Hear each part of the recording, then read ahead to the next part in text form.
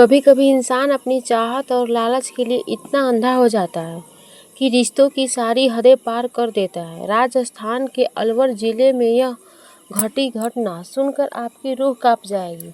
एक पत्नी ने अपने ही पति की हत्या कर दी और शव छिपाने का तरीका इतना खौफनाक कि सुनकर यकीन करना मुश्किल हो जाएगा। किशनगढ़ बास कस्बे का रहने वाला था 35 वर्षीय हंसराज कश्यप। यह एक साधारण मजदूर जो अपने परिवार के साथ शांतिपूर्वक जिंदगी बिता रहा था, लेकिन उसकी पत्नी लक्ष्मी देवी के दिल में छुपा था एक राज। वो अपने प्रेमी जितेंद्र कुमार के साथ रिश्ते में थी। पति को यह बात पता चली और यही बात उसकी मौत का कारण बने। 15 अगस्त की रात दोनों ने मिलकर हंसराज की हत्या कर दी। गला दबाकर उसकी सांसें हमेशा के लिए रोक दी गई। लेकिन हत्या के बाद सवाल था, लाश को कैसे छिपाया जाए। यहीं से शुरू हुआ एक डरावना प्लान।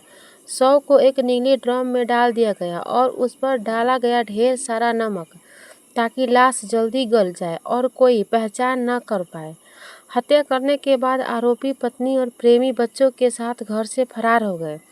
लेकिन किस्मत का लिखा कोई नहीं बदल सकता। इस खौफनाक रात से पर्दा उठाया उनके ही 10 साल के बेटे ने।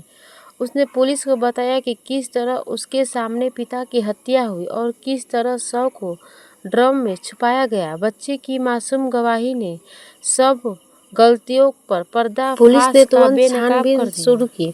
दोनों आरोपी पत्नी और प्रेमी को एक ईंट भट्ठे से गिरफ्तार कर लिया गया। पूछताछ में उन्होंने सब कुछ कबूल कर लिया। नमक डालकर शव गलाने का आइडिया उन्हें मेरठ की पुरानी कुख्यात वारदात से मिला था। एक पत्नी का विश्वासघात, एक प्रेमी की हवस और एक मासूम बच्चे की गवाही।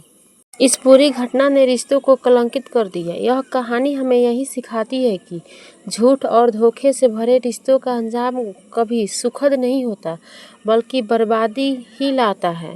एक माँ ने अपने प्रेमी के खातिर अपने बच्चों का भी मुंह नहीं ताका कि मेरे बच्चे किधर के होंगे। अपना बाप चाहे कैसा भी हो, अपने बाप ही होता है।